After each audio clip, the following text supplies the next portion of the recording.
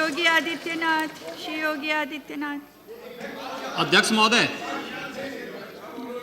अध्यक्ष महोदय, माननीय श्री मुलायम सिंह जी ने अभी जो बात यहाँ पर कही है और मुझे अच्छा लगा कि लालू जी आज उनका समर्थन कर रहे हैं। प्रधानमंत्री के लिए भले ही उन्होंने समर्थन न किया हो, लेकिन आज समर्थन कर रहे हैं, पता नहीं किस बात के लिए। लेकिन मैं आपके माध्यम से पूरे सदन का ध्यान आकर्षित करना चाहता हूं उन मुद्दों की ओर जो आज भी सदन की मर्यादा के विरुद्ध यहाँ पर बातें हो रही हैं और किस प्रकार से गुमराह किया जा रहा पूरे देश को।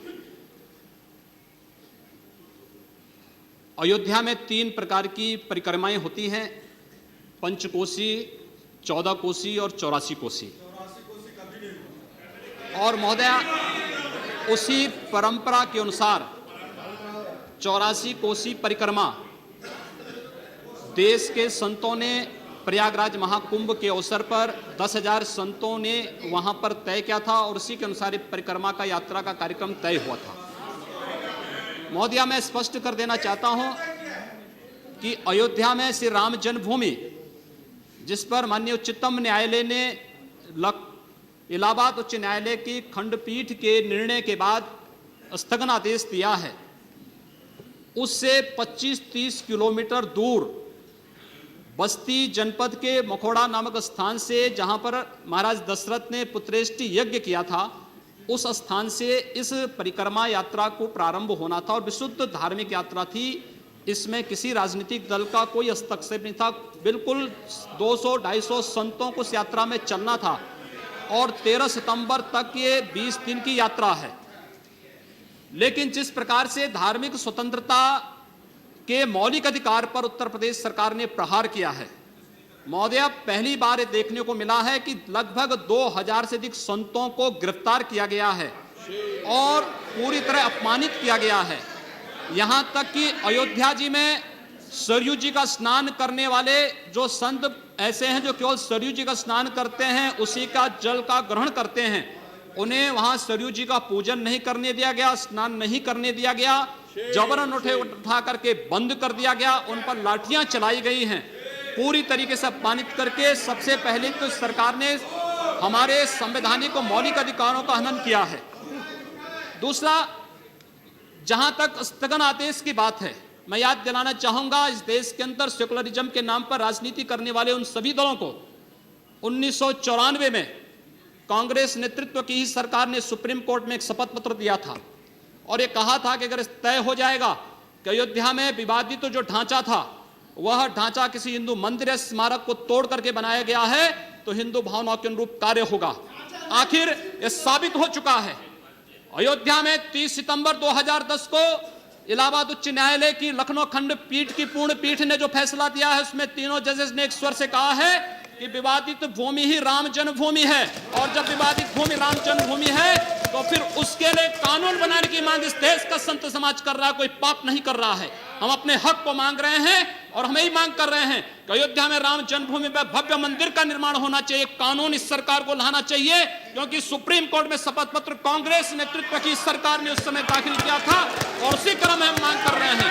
और संतों को उनके हकों से वंचित किया जा रहा है, उनके धार्मिक यात्रा को प्रतिबंधित किया जा रहा है, उन्हें अपमानित किया जा रहा है। और किस समाजवाद की बात मुलायम सिंह जी कर रहे हैं, किस संविधान की बात कर रहे हैं? ये समाजवाद है। स्वयं राष्ट्रीय अध्यक्ष हैं, इनके 2 भाई महासचिव हैं, इनका पुत्र प्रदेश अध्यक्ष है।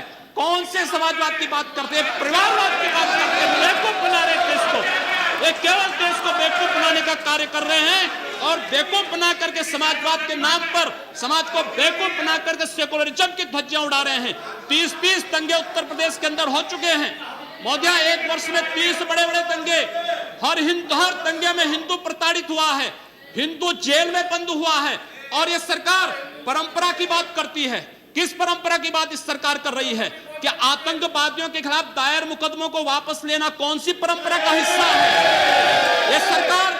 यह सरकार उत्तर प्रदेश के अंदर जिस प्रकार से सरकारी जमीनों को कब्रिस्तान के नाम पर आवंटित कर रहा है, कौन सी परंपरा का हिस्सा है?